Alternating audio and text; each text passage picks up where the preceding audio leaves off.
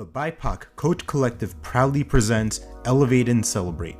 This is a podcast to showcase our members, dive deeper into their journeys, and express who they are into the world.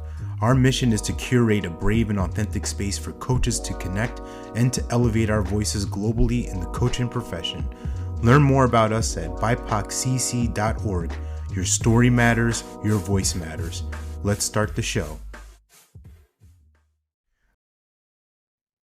Welcome to this month's episode of Elevate and Celebrate. I'm your host for the month. This is Alex Dumas, the Vice President of the BIPOC Coach Collective. And in a few moments, you're going to get to witness this conversation between me and Tara Robertson. She is a DEI consultant, a powerful leadership coach, and she's been an invaluable member of our collective for several years now. And what you're going to get to learn about her journey, and her work is what's on her wrist, this little match and a little fire. She's an igniter. She's a disruptor. She's somebody who shows up in spaces with the intention of helping people grow, of helping people build. And sometimes fire can destroy, but also fire can build. And what you're going to experience from her is this energy of love and of excitement, of deep thought, of deep work that she's done on herself and that she does with her amazing clients. I'm so excited for you to hear this, to experience this, to watch this, and to get a peek inside of the brain of somebody who's a peak performer, a high achiever, right? And somebody that we are in community with. And it's such a pleasure, such an honor really to be with people like her and in this space. So if you're considering joining our collective, I encourage you to go to BIPOCCC.org, learn a little bit about us, hop on a networking call. This is going to be a short month, due to the holidays. So, tap in. I think in the next week or so is we're going to have a networking call. We're going to have our next facilitation call, which is open for members only. And we would love for you to be a part of us, to be a part of our family and contribute as well. So all that said and done, let's start the show. All right, welcome to Elevate and Celebrate. And I have the one, the only, the masterful Tara Robertson. Welcome to the show. I did my best to match the hair, and stay funky. For those who are listening, I'm wearing like a Hawaiian kind of flowery shirt, and Tara's got the hair purple and pink and dazzling and looking wild and awesome as she is. So welcome. Your shirt evokes your energy. It's like, it's welcoming, it's a little loud, it's neat. Yeah, that's it. It's all in one. It's jambalaya on my shirt. Yeah, I'm excited to be here and chat with you. Yeah, same.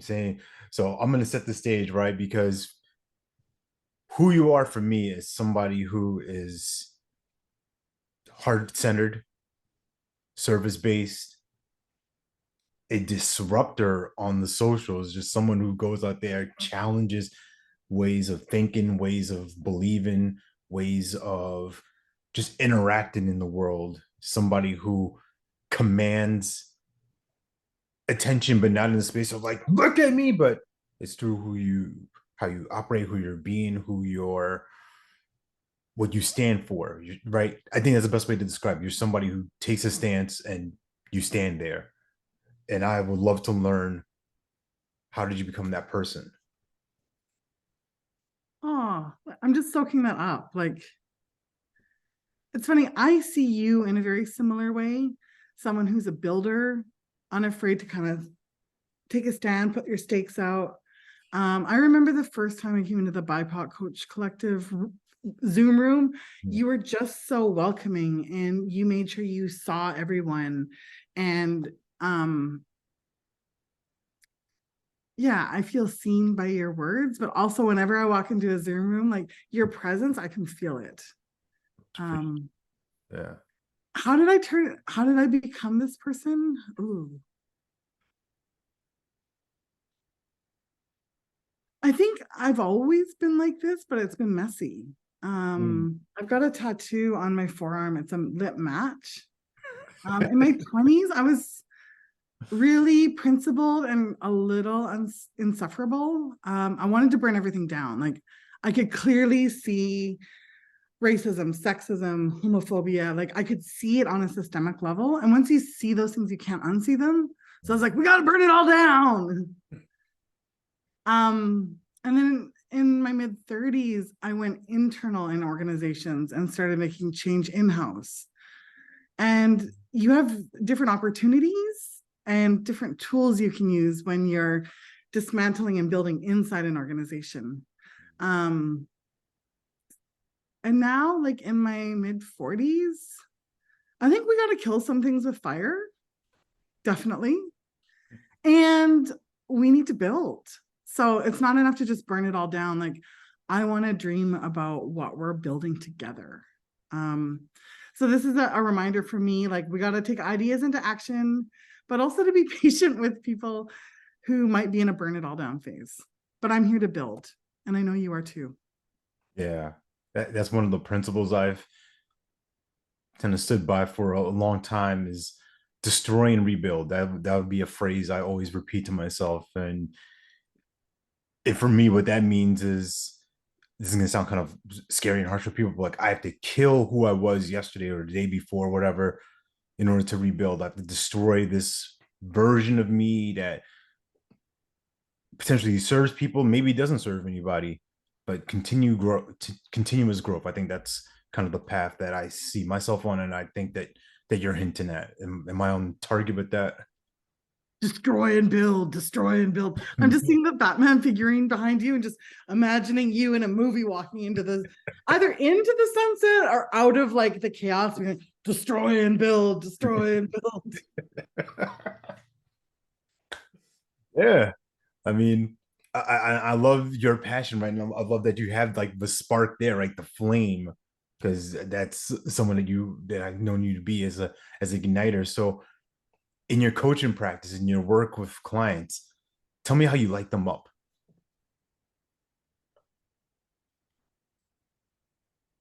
Right now, I mostly serve women of color in corporate careers, and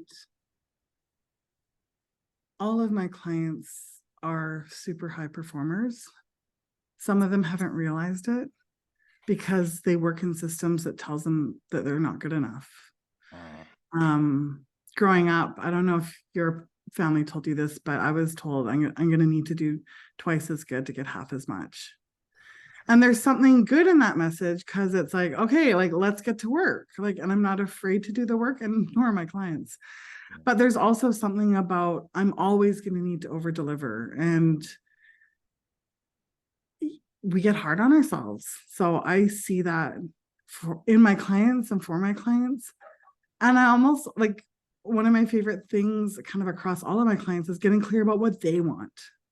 Not jumping through hoops that other people have set up, but like, what is their path? What are they here to do? And I tell them I'm going to hold that big vision for them, even on the days when they don't believe it themselves. So that's what lights me up. Values are super important to me. Working with a coach, working with different coaches, I've gotten more clear on my values, and it's been a really good way to navigate, especially tough decisions and tough situations. Yeah. But I just love my clients so much. Like they're doing big things in the world, and it's such an honor to walk beside them. Yeah, I can feel. I love how you described that first, right? They're just high performing people, right? Like this back to the fire, back to the ignition, right? Just like people who are ramped up and making a serious impact in the world in their own way, and branching off, connecting with other people. And also like the decolonizing themselves or ourselves to define our own success criteria and define what our path is going to be, instead of taking what other people have told us the path is. And sometimes that looks like doing less, saying no more. More about that, yeah. I know. Say less, tell me more. Being kinder to ourselves, like not being so damn self-critical. I think that doing more, it's like do more, optimize your calendar, optimize this, optimize that. And it's like, but at what cost? Yeah. There are some things where you want to do that, but being at choice and being intentional about that. Yeah. You mentioned a great word right there, being, and this is something that's come up in my practice a lot of work that I do with clients, and even on this podcast, right? Of this distinction between like doing, gotta do more. I call it being like a more whore. Like I gotta have more, gotta be more, right? What does it look like for you with your clients, and even just as yourself as you've grown as a coach, to start to tap into looking at, right, who am I being when I'm doing this work? Who am I being when I'm working with people? Who am I being when I'm going through a situation, when I'm having a challenge? And old Tara might have been like, this sucks, turn the tables over, maybe like, right, I'll burn it down, versus, you know what? I can be a builder. I can be someone who builds a community, has resources, pull people toward a big vision. Like, can you share a little bit about that? Yeah. A good friend, Thomas Moore, who's a principal engineer at Microsoft, we were having a conversation and he was thinking about, or he shared with me, he's like, I'm not going to get every situation right, but he's like, it's important to me to honor people's agency and what was it? Agency and self-respect, I think. And he's like, I won't always get it right, but if I'm not doing those things, I'm definitely going to be getting it wrong. And I was just like, oh, like he's talking about the being piece. So a lot of white executives that I've worked with are like, oh, tell me what to do. Like, it's Black History Month. What are the 10 things I need to know? It's Women's History Month. What 9 things should I remember? It's Pride Month. What 8 things do I need to do to be inclusive with my language? It's Hispanic Heritage Month. What are 7 things? And it's like, there's all these listicles about doing. And it's overwhelming to be like, okay, I got to remember 10 things here. And instead of thinking about like, who do I want to be as a leader? Like, maybe I want to be curious. Maybe I want to be in relationship. Maybe I want to give myself grace and extend that to others. So from that place of being, then what do you need to do? Like, and it's going to differ from individual to individual, and it's going to change over time. But it's authentic. So instead of being like learning the 10 things you need to not screw up to be an inclusive leader, it's like, who do you want to be? And then go from there. And that's the thought I've been chewing on a lot these days. Yeah. Does that make sense? Yeah, it makes a lot of sense to me. What came apparent for me is that there's no checklist for being, right?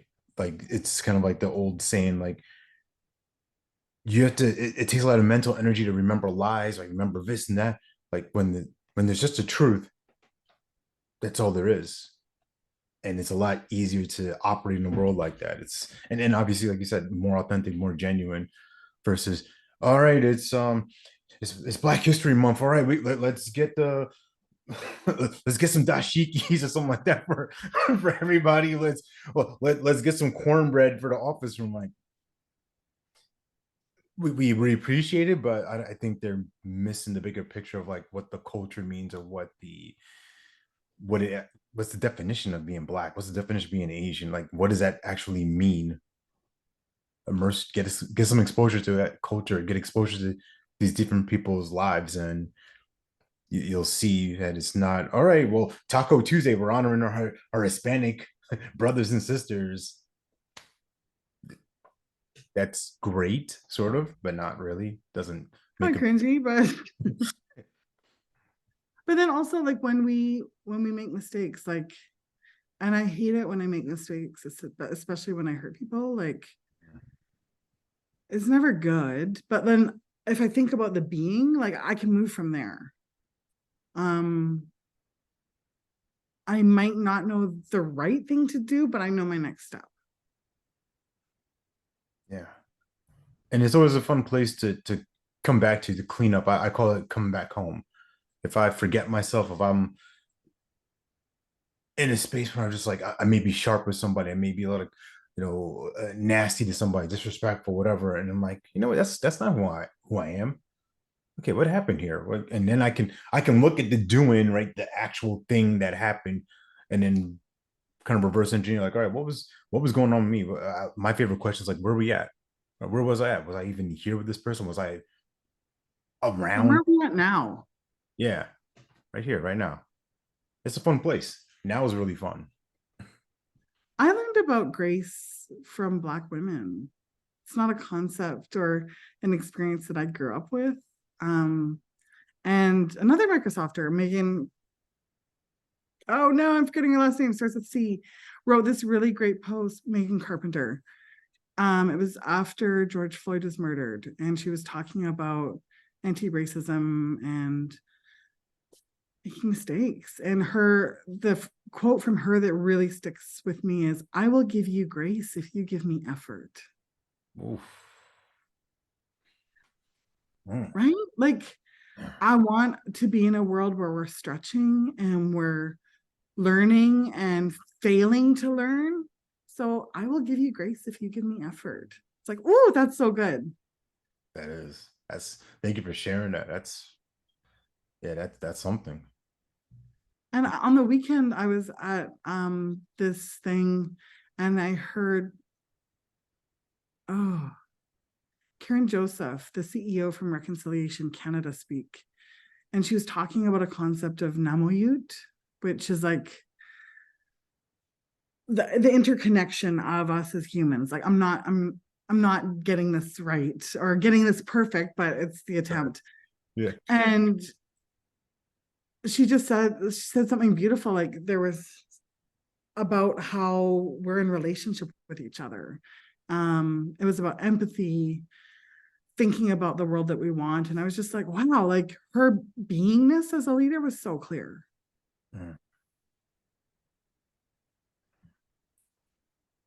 How has coaching enhanced your capacity for empathy and for grace with yourself and for other people? Hmm. I had a really unique experience doing my coach training. I was in an intact BIPOC cohort, Mm. and we did the Coactive Training Institute program together through a nonprofit called Coaching for Everyone. And it came up in the first class. I think Justin Perrin said it. We're just humans humaning together. And it kept coming up as a motto. So I got stickers made for us. But like, really, that's what we're all doing, right? Like, we're beautiful, flawed humans, and we're doing our best to human together. Like, Yeah. And kind of going back to that quote you said, right? The effort. If we make the effort, I see a lot of conflicts, a lot of challenges, a lot of breakdowns in communication, not eliminating completely because people are people. We're going to always have a conflict with something, but it's going to be less. There's going to be less of like you versus me. It's like, oh, we're kind of a we. I mean, I'm a different you, you're a different me, but like we're all sharing space on this floating rock right now. We got to make this work. I think for me, like, I have to be doing my work as a coach, and that is about, I've got healing work to still do, and I'm doing it. And it's about giving myself grace as well. Like, I can't be holding space for people I coach to be more human if I'm holding myself to impossible standards of perfection. That's not how it works. Like,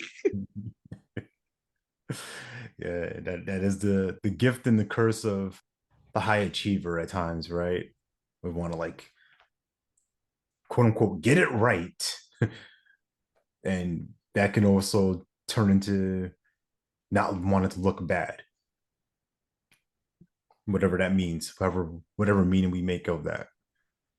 I guess some way of the work. I want to go back to this thing you're talking about the white executives you work with. Why do they come to you? Like, what is it about you, your words, your messaging, um, your stance for their opportunity, for their growth that lets them say, hey, you know what? we have this challenge here, we have this problem, we have let's say another opportunity for improvement. Who's the one to go to? We want to go to Tara. Like, why you? I think the people, especially the white executives who I'm working with, we know each other already. So there's some trust there. We've either been in community together or worked on a project, or we're connected in some organization. So they know who I am. And if I look back, actually, like when I was in my burn it all down phase, or even, I don't know, 5 years ago, I thought I was coaching, but really I was just telling people what to do. And often not with much grace. Like there were times where I really thought there was a right way, and like, especially with DEI, like there's a right way to do this. And I'm a little embarrassed and ashamed of that. It was the best that I knew at the time. And I think there's more effective strategies. So working with white leaders to pull out of them like who they are and who they want to be as authentic, inclusive leaders, like that's way more effective than telling folks what to do. I've got a ton, like I've been doing DEI for 13 years. So I've seen a lot of things that work and don't work. I've read a ton of research. So I do know best practices and can pull that out. But always when people are like, tell me what to do, I'm like, let's go internally for you and figure that out first. And then I can share like a tactical resource as well. But that's not, that work I don't think is as lasting as coming at it from a coach perspective. Yeah. Yes. Yeah. Why do people pick you to work with? Wow. No one's asked me that before. I think what they get from who I am and what I bring to the table is relaxed energy and fearless and helping people become fearless. And not in the sense of like, what I do is I try to take out the courage or bravery from coaching. Like, gosh, I had to be brave to ask for this strong fee. I got to be courageous in order to talk to this client who's potentially a dream client, a dream buyer. There's no courage has nothing to do with coaching, in my opinion. What what works for me is like, can I get this person to slow down and relax enough that they can think? And when people around me, they can feel that and they're like, oh my God, I didn't even see that. Yeah, because your mind is scattered. You're here. You're doing. Like it's just a simple slowdown. What's happening right here? What right now? And then what's gonna happen next? And if we can break things down to that elementary way of operating, it's the confidence goes through the roof. Like, oh my goodness, yeah, I know exactly what I need to do. Yeah, I know exactly where I'm coming from, who I'm being, and what is the most important and most impactful action I can take right now. So thank you for asking that question. That helps me like flesh out like, yeah, that's why people do come to me. Or that's been the experience like afterwards, like, oh man, I wasn't expecting this. But yeah, you like help me slow down. I was like 100 miles an hour. I just need to get you down to like a 90, 85. I don't want to take your drive away, but I want to help you like handle the steering wheel. Don't wee we're spinning, we're going off the cliff and all this stuff. Like, oh, there's a road. Let's just Fast and Furious 11. yeah. That's the greatest movie franchise of all time. I'll stand by that forever. I haven't seen any of them. They just sound more and more ridiculous. I'm like, but people say they're good. I'll put it like this: the last one, I had to look at my wife. I was like, all right, this one's kind of trash. Like, all Where they right, went to the moon. not yet, but they did go to space, and I want to state for the record here that I predicted this at Fast and Furious 7. I told, I know we're getting way off track, but it's all right. I went to see it with one of my brothers and my wife. I don't remember when Fast and Furious 7 came out, but I just remember saying afterwards, like, there's only two places they can go next. They either have to go to Africa to ride on elephants and lions and tigers, or they're going to go to space. And then Fast and Furious 9, fast forward a few years later, they go into space, and I went berserk in the movie theater. I'm like, oh my God, they're in space. My wife's like, shut, they're going to kick us. I'm like, I don't care. I told you this is going to happen. Anywho, back to back to elevating and celebrating you. This is the Tara show. This is you. I think there's a lot of courage in coaching, and especially for leaders to reach out to a coach. I think that takes courage, and or it takes courage to do something new. Can we talk about Taekwondo and CrossFit now? Yeah, fair enough. Yeah, I was gonna lead into that because yeah, what we were kind of talking about offline about courageous actions and stretching ourselves and doing things that are uncomfortable, especially people like in our age range. Like, why are you doing this? You know, that could be the chatter from the sideline. Well, why is she doing CrossFit? Like, why is he a martial artist? Like, who does he think he is? Tell me how, when you started your Taekwondo stuff and how that came about. So that journey started in March of last year, 2022. Our kids got involved with it. We were looking to get them involved in some kind of martial art for a while. And we talked to some friends. We had considered Brazilian jiu-jitsu. I'm like, and maybe that might be something they do at some point. But I was like, you know what, let's just find something that, you know, pretty reasonable that they can do, that they can get active with. So my two kids started doing that, and the instructors, the teachers there were always talking to me and my wife, like, hey, don't you want to do the class? Don't you want to do the class? So I kept trying to enroll us. And I'm like, no, no, no, no, no. And I just shared this on this fight companion video I made, where the real reasons I didn't want to do it were, one, I didn't want to look bad, right? Because it's, you know, a bunch of kids, you know, I didn't want to look, I don't want to be embarrassed. I don't want to look silly. Like, you know, I am in my, you know, late 30s, like, here we go. I got to like do these movements and be a beginner again. Like, I didn't want to do that. I didn't want to look silly. Two, I forgot the other reason, whatever. The other main reason was I didn't want to become obsessed, because I have a history in Have you boxing. become obsessed? Yeah, absolutely. Like, so fast forward, September is when me and my wife were like, all right, let's join the classes. And I got We'll my do an intro class. yeah, we'll do the intro class. And Yeah. we didn't even do the intro class. We just like signed up right away. We're like, all right, let's just do it, and it'll work out anyway. We're here anyway, watching the kids. Like, we might as well take part. And, you know, right away, as soon as I like land like the first kick on something, on a pad or somebody, I'm like, here we go again. I'm hooked. All right, I'm all in. And there's a lot of history, a lot of things that have happened in this last year between different injuries and ouchies and doubts and fears. But it's also been fun. It's really reminds me of coaching. Like, my mind can just go blank. I can really focus on that one person. All the other crap that's in my life that's going on, that I want or don't want to happen or experience, it goes away. Because in the middle, I'm like, someone's trying to hit me. I got to hit them back, defend. That's all that matters in that moment, is this 1 minute exchange between me and him, or me and her. Sometimes I spar with women too. And afterwards, it's like, all right, done. We're complete. I feel good. I feel better. And See, I think that takes courage to be like, I might look silly in front of people, or I've never done this before. I'm a novice, but yeah. I'm gonna do it. So I think that's the same thing that I've seen with a lot of clients when they've reached out to me. Actually, and when I reached out to one of my coaches, like, he's magnanimous, powerful, embodies fierce courage. Like, I want to grow up and be like him. And I felt that, kind of had him on a pedestal. I was like, do you coach people like me? And I've had people approach me that way, and I'm like, I know what that feels like. So like,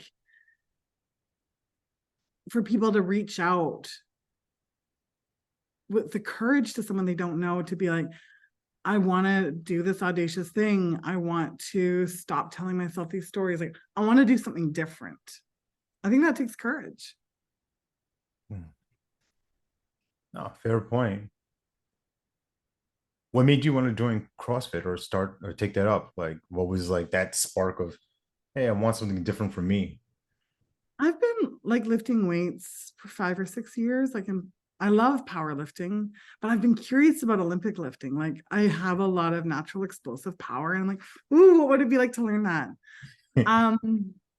And I told myself a whole bunch of stories. Like there's a gym literally 2 blocks from my house. And I was like, oh, it's gonna be broy. CrossFit coaches and CrossFit athletes, like there's really sloppy about technique. They always get injured. And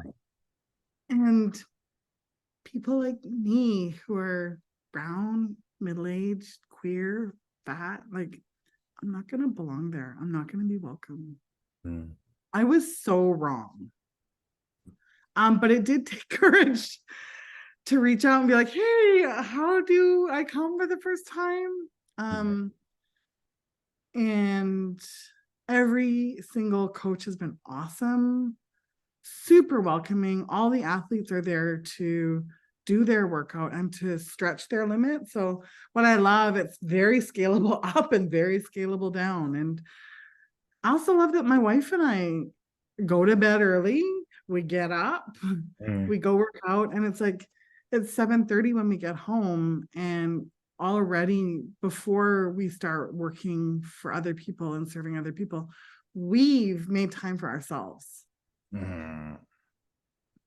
Yeah. You know, and I feel more in my body. Like, yeah, I feel really out of shape, and it's only going to get better from here. that's it. You'll never be as bad as you are like the first day you walk in. And I think for me, there was an honesty and a courage to really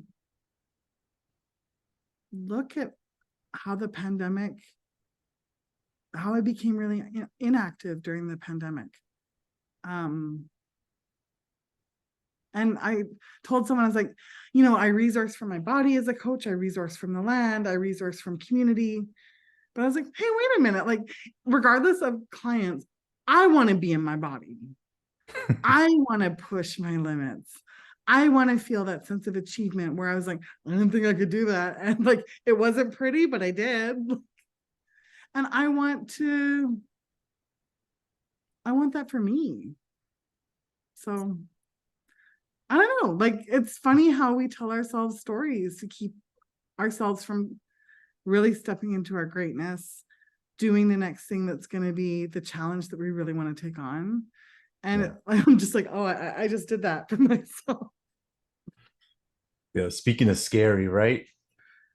As in the summertime, you and a couple other people that we're connected to. So shout out to Jeff and Autumn real quick. Did something really scary, and this is not you taking on an organization, but I'll let you kind of set up the story there. But you created something. You created this event called the Coaches Summer BBQ. Can you tell me about that, or tell us, the world, about how that started, how that came about, and what you learned about yourself as a leader from that? So the International Coaching Federation was having their first in-person conference since the pandemic. And they chose to put it in Florida. And for a lot of reasons, Florida is not a safe place for people to travel. For trans folks, it's not safe. For a lot of queer folks, it's not safe. The NAACP issued a travel warning as well. It's not a safe and inclusive place to hold a conference. So that really bugged me. And I realized like no one was going to speak up about it. So I reached out to a couple of coaching mentors, Jeff Jacobson being one of them. And I was like, this is really fucked up. Like, they say we're inclusive, but they're doing it in Florida. Like, that's not a great option. I see that. See that. That. So I started a petition with the support of a bunch of other coaches. And like 750 people signed a petition saying, we're not going to Florida. Anne Farrell pulled out as a vendor and put her offering online, which was like awesome. But then I was like, in my conversation with Jeff, it's like, I want to say no to that. But what are we saying yes to?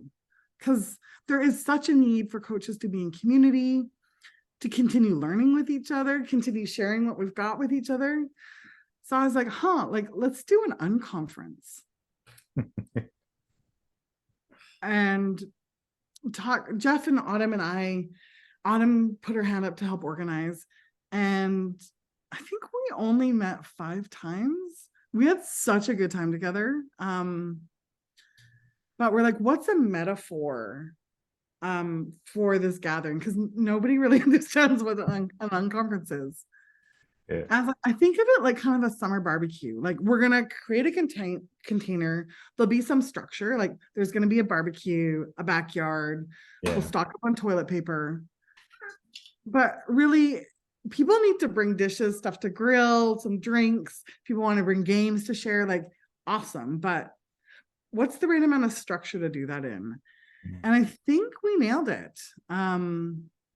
Over 350 people signed up. I'm not sure how many people turned up, but we ran it for 8 hours across, so that people across time zones, like people in Asia started, mostly North American participants. There were some people in Germany. And we just kind of did a thing, and people offered all kinds of sessions, really, really high caliber of presenters and conversations. Yeah, you hosted a session. Thank you. Yeah. You're welcome. And like in the mail, Autumn sent this to me, which is like this weird kind of phallic, like rooster thing, which is just, it's so random. She sent Jeff one too. And she's like, did you get the thing in the mail? And I was like, it finally came. I was like, this is so weird and wonderful. Thank you. Like, yeah, right. what I learned about myself as a leader, Jeff, Autumn, and I kept each other real well. Jeff actually was like, we're talking about something, and he's like, I just noticed the excitement level in my body dropped a little. And then Autumn was like, so don't do it then.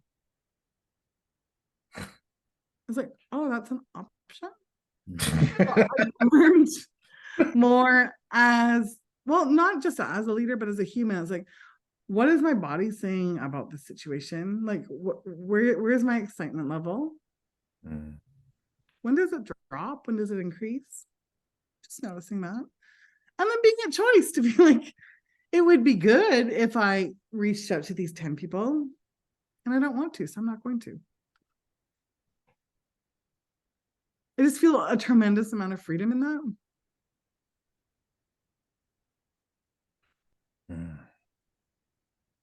Yeah.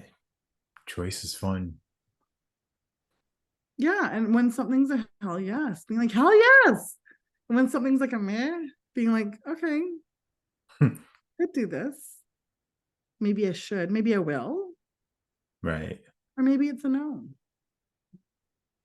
So freeing.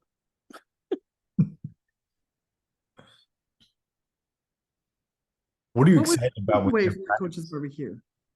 Sorry. Say it again. What was your takeaway from the Coaches BBQ? What was your experience like?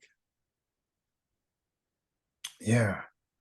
I mean, just hosting my session, it was fun. It was just great to be.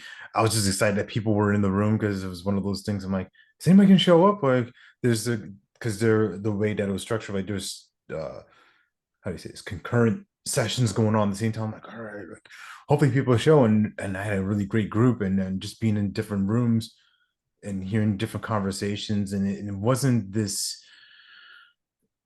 What I experienced was a lot of, especially like your session with Jeff, right? The ICF WTF is like a lot of people having these shared experiences, and it wasn't like a bashing fest, a pity fest, like, oh, this isn't right. It was like, hey, what's the solution? What's an idea we can come up with? What can we create? And I love what you said there. It's like, all right, this is a no to us, but like, what could be a yes? Oh, that's beautiful coaching. That's imagination. That's growth mindset. That's opportunity, possibility. That's really fun to be in. So I think what you, Autumn and Jeff, created, you delivered a fun space, an inclusive space. I felt welcomed, and I would venture to say, like, and just looking at like the spreadsheet from everybody who sent off tributes and just thanks and all that stuff, like that was experience for several people too. I was like, wow, this has been fun too. Like in that spreadsheet, we had like place for people to share their contact information, a Yeah. schedule for what sessions are being offered. And then one of the participants said, oh, I want to add a worksheet so we can express gratitude to all the presenters and everyone who put time and energy into this. And like, I love coaches. Like, and also I had the same fear when we were doing the ICF WTF session. Like, I don't know, there's other sessions that anyone gonna come. And Yeah. but I love how you were one of the first people to step up. And I think that I really see you as a leader who is here to share, but also to serve. Well, receive and thank you for noticing this. You know, the name of my game, right? Everybody wins.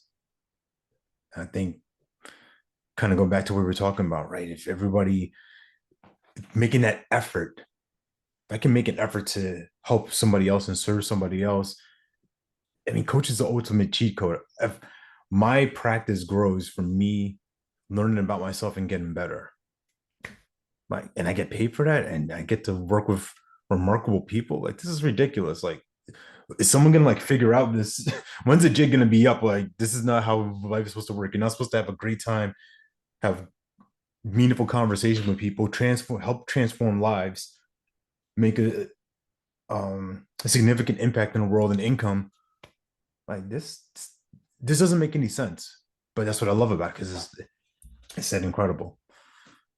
You said everyone wins. I often say I envision a future where we all win.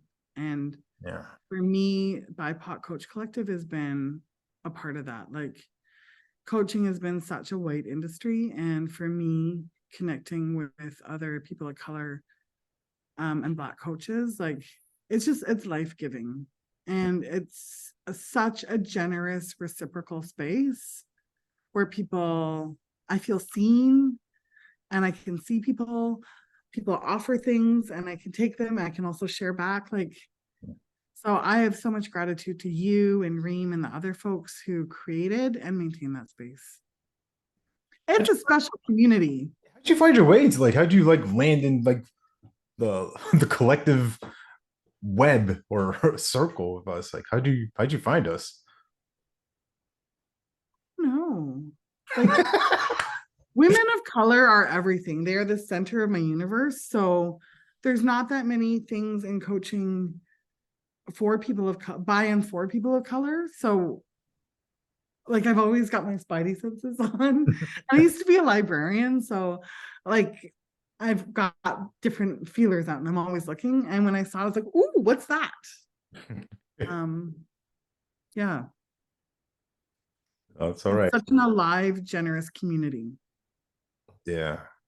Yeah, we have some brilliant minds in there. You being one of them, you being one of those real bright spots. And I don't mean just from the hair, right? Just from energetics, right? From when I see you on the call, I'm like, oh, she's here. Yes. Like, not that other calls aren't great, but I'm like, all right, I know this one's gonna be just like extra, uh, just just an extra like feeling of love, of like intensity, of just growth here. I'm like, all right, she's here. Game on now. Let's bring it. This can be fun. How I feel about you. It's always a pleasure to be in a room with you and be in community with you. Like, yeah. So much love and appreciation for you. I know, like heartsies. I'm curious, what are you excited about with your practice moving forward? Like what's cooking in your kitchen of creation? More barbecue themes, right? Um, as a DEI consultant, all of my business has been B2B business. Mm. And as a coach, I realized most of it has been B2C. And I think building out that B2B side for me will enable me to make a big impact in organizations and also have things be a little bit more stable from a revenue perspective. Mhm. I want to do all the courses as well. Like, I want to keep learning and growing, both from other coaches, but also learning more things in formal settings. I keep saying I'm not playing. I don't want to, I'm stopping being small and playing small. And I've said that probably for a couple of years. And each time I say that, I kind of shed another skin and I'm more myself. So I think I'm in another cycle of not being small and playing small. And I don't know what that's going to look like. It's a beautiful part. The unknown. That's where all the fun is. For anybody who wants to learn more about you, your work, just connect with you, where's the best place we can find you? You can find me on LinkedIn. I'm fairly active there. You can also find me at my website, tararobertson.ca. Any final thoughts? Anything that we haven't talked about? Anything we haven't said that you want to use some space for? I just want to circle back to the being piece. So if you're listening or watching this, like, who do you want to be today? Who are you becoming? Write that down on a piece of paper or a scrap or a note on your phone.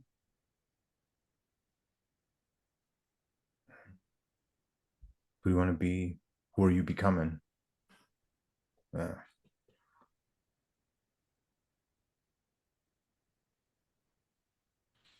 Just want to thank you for being here with me, for the work, for the powerful work you do, and the most important part, the powerful person you are, who you being.